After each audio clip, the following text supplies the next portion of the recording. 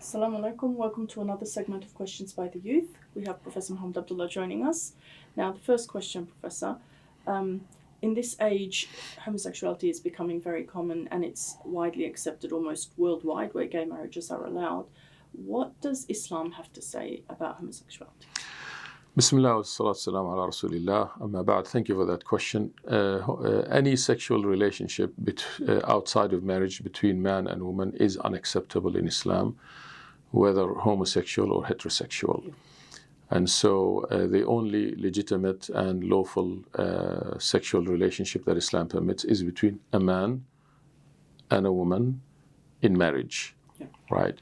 And therefore, heterosexual relationship between man and woman outside of marriage in the form of adultery or fornication is prohibited, just as homosexuality is prohibited. Right. And where gay marriages are legally allowed, would Islam ever allow such a thing? No, it would never allow legalizing of same-sex marriage, just like it would not legalize fornication and adultery. Right.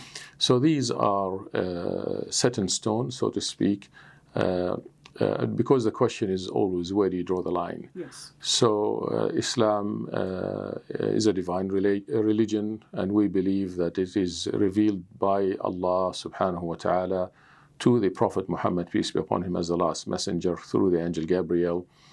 And Allah subhanahu wa ta'ala, out of His mercy and kindness and compassion, has given us guidelines how to live our lives, not because Allah benefits from our acts of obedience, nor does He get harmed by our disobedience, but it is for preservation of faith, preservation of life, preservation of intellect, preservation of wealth, and preservation of progeny. These are the higher objectives of Islamic law or Sharia.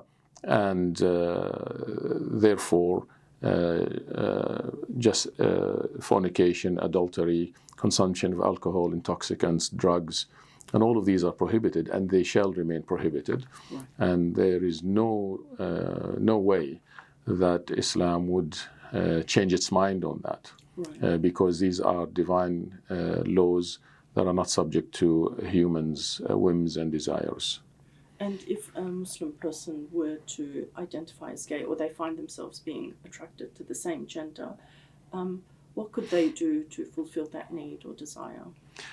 Well, it's perhaps similar to a Muslim man or woman who are attracted to the opposite gender, but they want to fulfill that relationship in a haram way through, as we have mentioned, through fornication or zina or adultery. So both are seen as sins. The thought, if the thought that comes to a person in itself and of itself is not a sin.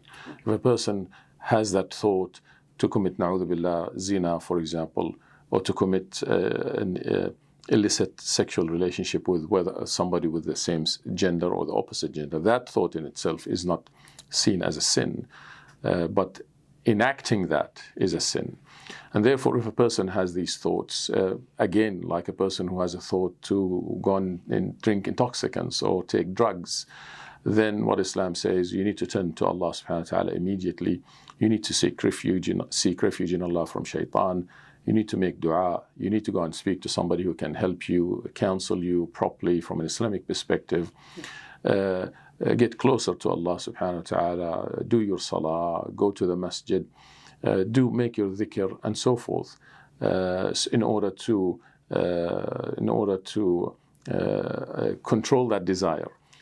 Human beings have those desires, and what Islam wants us to do is to be able to control these desires and then fulfill them in the right way, in the halal way. And the halal way in Islam, whether for man or woman, is to fulfill sexual needs through marriage between man and woman. Right. And if they were to identify as that, it's seen as a test of some sort? It is a test, absolutely. It's a test, just like a person who's inflicted with consumption of alcohol, or somebody who's inflicted or afflicted with other types of major sins. These are tests and trials. One must never lose hope in Allah subhanahu wa ta'ala. There is a beautiful hadith narrated by Abat Isa alayhi salam, Jesus be upon him, and Imam Malik narrates this in his Muwatta. and the meaning of which he says, do not judge people as if you're their masters, but behave as servants of God.